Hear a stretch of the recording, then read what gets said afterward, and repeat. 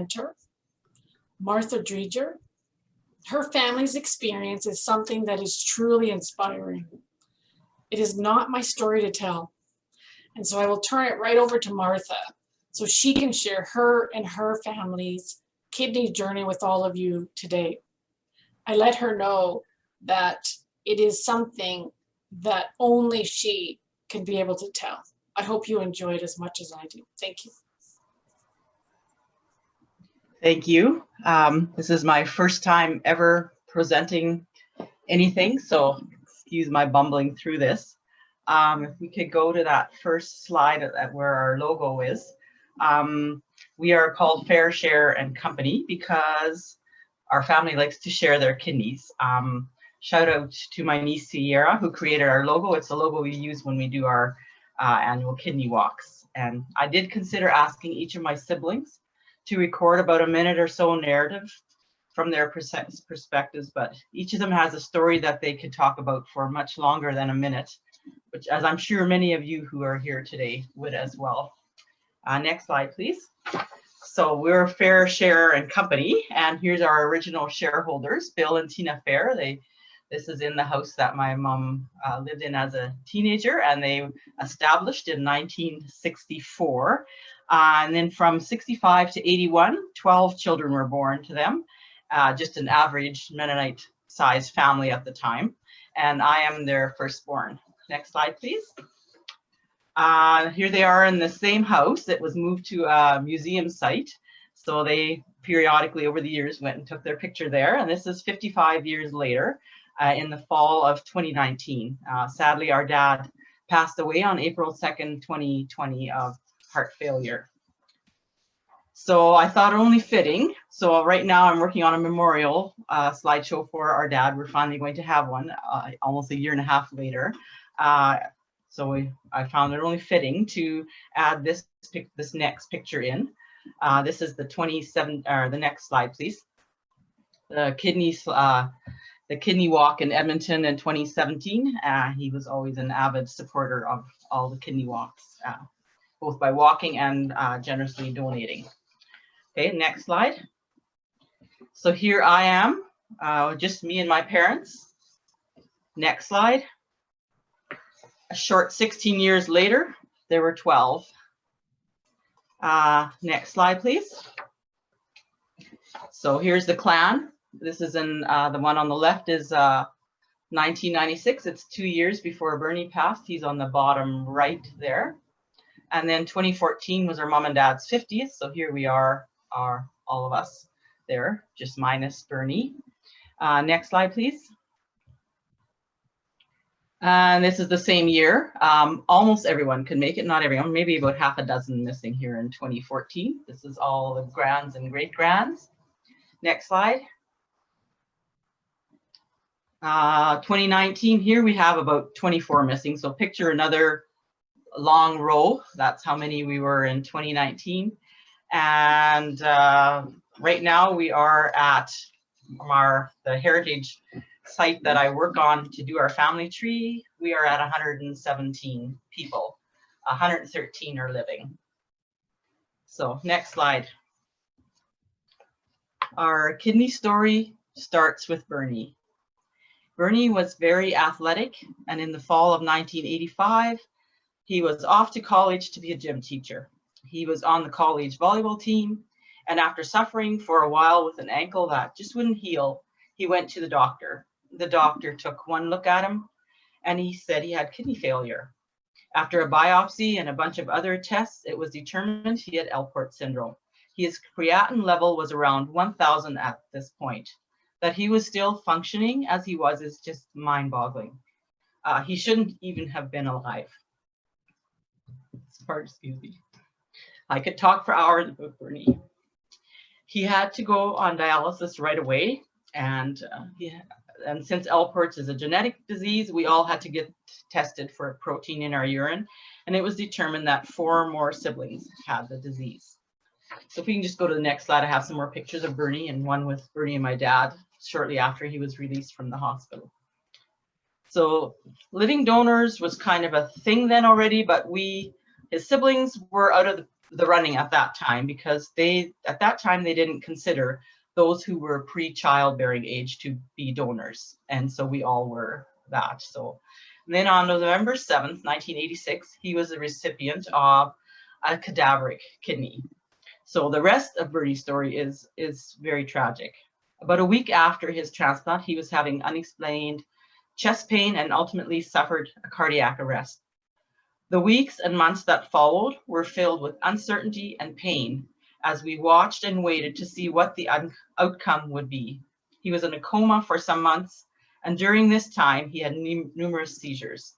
He came out of the coma, and in June of '87, so more than half a year later, he was able to come home. He was significantly brain damaged as a result of this ordeal. They tried for half an hour to resuscitate him, and his brain had just been without oxygen for too long. He never learned to walk again, and his short-term memory was almost non-existent, though I must say his sense of humor remained. His kidney worked at the start, but he spent years on peritoneal dialysis after it failed in 1992. And so for 12 years, Mom and Dad faithfully took care of him. He passed away on November 22nd, 1998. So if we can have our next slide, please. So this is fast forward a couple of years after Bertie passed away. It was determined those siblings that had the disease all reached end-stage renal failure almost at the same time. So our parents had, almost all of them, one of them not. Our parents had 6 children undergo surgery in a span of 3 months, from December 18th, 2001 to March 26, 2002. There were 3 kidney transplants. There on the right is Martin. That's who I gave my kidney to. Just a little bit of bragging rights. I had the longest scar, but it was the lightest of all of them. So I claim that. And then there's Tina. This is her 2nd transplant. She'd had a cadaveric since 1991, but it so 10 years, lasted for 11 years. And then my sister Gert gave a kidney to her. And then Mary is Becky's first donor. I'll have more on Becky's story later.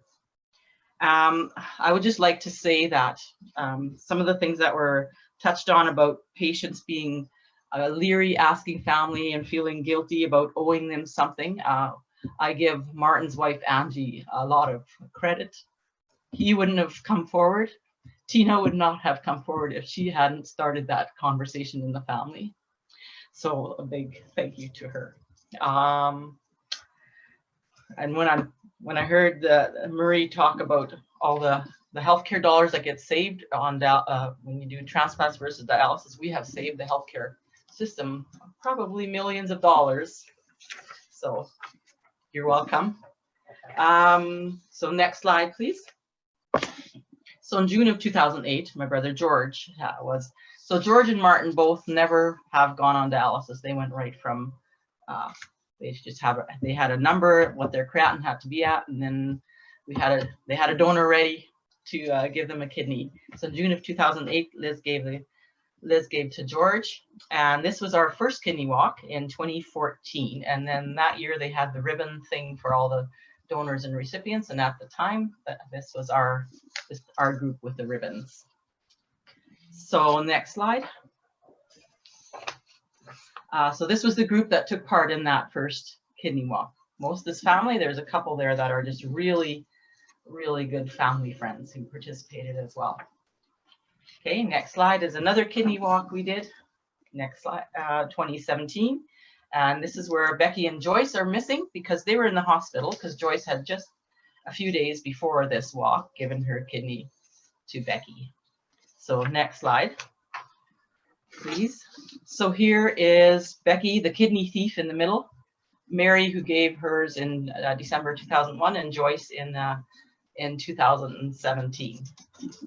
And Joyce, her t-shirt says it all, what her personality is. Of course, who wouldn't want a piece of this, right? Okay, next slide. 2019 is when we shared our story at the kidney walk. And next slide.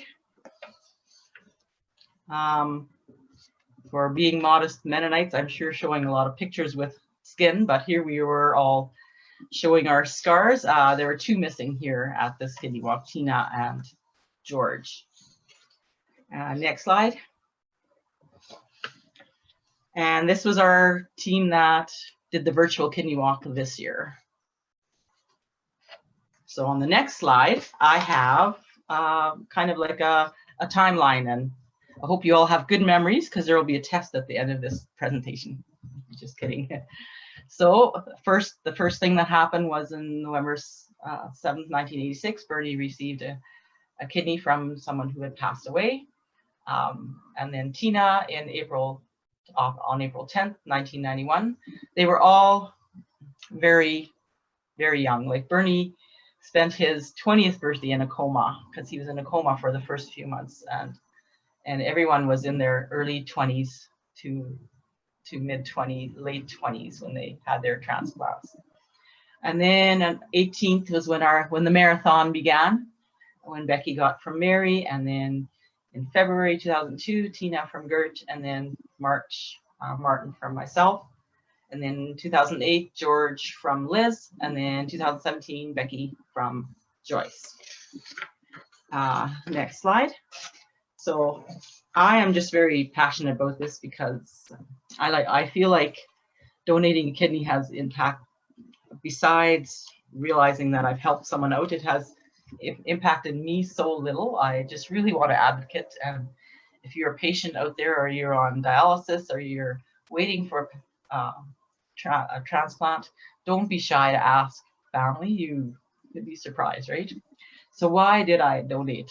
I had role models. Mom, she modeled servanthood to the max. Dad, who modeled generosity, and Bernie, who modeled perseverance through suffering. I've done a lot of research. I feel like I could be a geneticist, an expert on Alport syndrome, because over the years I've been obsessed at times at researching this stuff. And we've done genetic testing. I got it tested. I am a carrier of the disease, but I don't have it. Our family has it.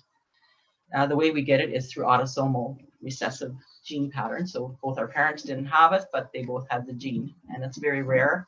Our family has yet to meet another family with Alport. So if there's someone out there, we'd love to touch base. A huge thing is I felt helpless watching my siblings at such young ages go through so much. And I just asked, like, why was I spared from this? And what happened to Bernie was obviously the biggest factor. And I wasn't about to let what happened to him happen to anyone else in our family. So our next slide, I have my kidney donation timeline. In December 99 is actually when Martin's doctor suggested approaching the family. So thanks to Angie, she did. And this was about a year after Bernie passed. So he hung in there. Like they said, when his creatinine reached 500, that's when he should have a kidney donor ready. And so it was quite close to that time, but he just did really well for another couple of years. And then in February 2000, my half-hour phone interview with then it was the Hope Clinic that did the whatever, all the counseling for the donors, where I could go through ask questions and that they needed to verify, and I had the physical and emotional support to follow through with this. And then I also did the cross-matching and ultrasound in February that year. March 2000, we live 500 miles from Edmonton, so everything's always an ordeal to do stuff. But in March 2000, I had the angiogram in Edmonton, and then, like I said, his condition remained relatively stable for about 2 years. And then our surgery occurred on March 22nd, and he never did have to go on dialysis. One thing that was a factor that wasn't a factor for all the others is they always check the donor and the recipient to see if they've had a virus called the CMV virus, and it's very common. Over 50% of people have had it, and it stays dormant in your body after you've had it. But Martin had not, so they had to be prepared. So he had to go on really strong antibiotics for 6 months after the transplant, because they had to work through his anti-rejection meds first before they could chance him getting this virus and not making it through. And then he actually didn't get sick right away after he went off the medication, probably about a year after the transplant. So 6 months after he went off his medication, he got very sick, but they were ready for him. So he went on really strong IV, steroid IV. And so since then, he has been doing very well. I did very well. They said at the Hope Clinic that they had never seen anyone do so well so soon after the surgery. And I attribute some of these things to because I went in totally healthy, and I was determined to show everyone that this wasn't going to set me back much. I was so pumped that I was helping my brother. And so that's there. And it did, sorry, I was surprised how much it impacted me about the CMV virus. You have to really work on, like, it's possible that this transplant might not work. You go into it so pumped that you're going to help someone. And so I felt very anxious during this time, and I hadn't realized how much it was impacted me that way. But I had to learn to let go of that. But now, 19 years later, Martin says he's still doing great. So I was told that walking would help me heal faster. So I went for a walk every day. I walked to my workplace, which is about 1 kilometer, after 3 weeks to go visit my colleagues. Then I went back to work part-time at 5 weeks and full-time at 2 months or so. The donor surgery is a longer recovery because they have to go into more muscle. It's obviously more risky for the recipient, but the actual recovery is longer for the donor. So, and then that leaves me with the last slide. These days, I don't even think about only having one kidney, except around kidney walk time and when I'm preparing to share our story. And that's it for me. Thanks for listening.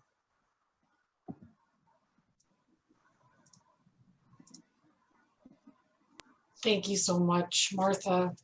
Always appreciate your openness and for sharing how Alport syndrome has impacted your family. I know, again, if no one's inspired by that, talk about connection.